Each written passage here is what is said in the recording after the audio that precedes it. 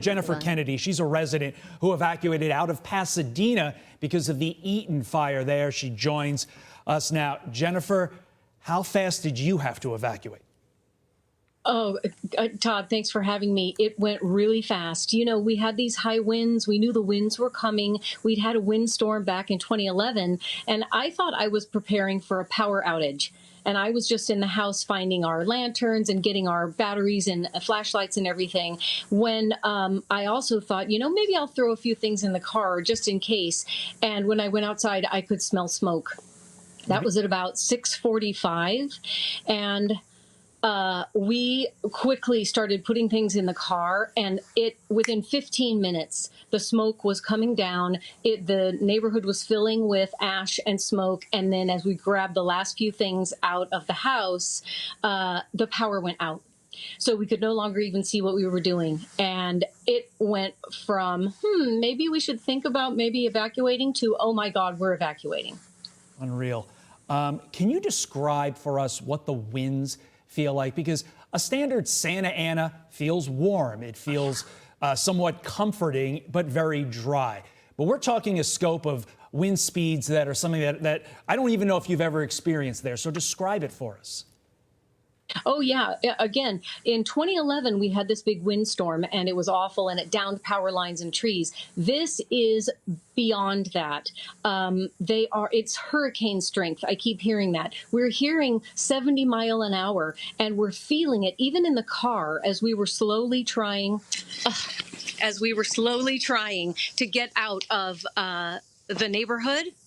The winds were pushing our car. You could feel it rocking back and forth, and you could see all the debris flying around you like you were in the middle of a hurricane. Unheard of. I haven't experienced this before, and I'm a California native, and I was in the '93 fires in Malibu, and this is a whole other animal. In normal circumstances, can you describe how difficult it is for firefighters to get their trucks into a mountainous area like the area in Pasadena where you live, which I believe is North Pasadena, really ensconced in the mountains, if you will, Jennifer? Well, I'll tell you this. Northeast Pasadena is right at the base of the San Gabriel foothills. It's right at the base of Eaton Canyon. Eaton Canyon is, less than a mile from my street.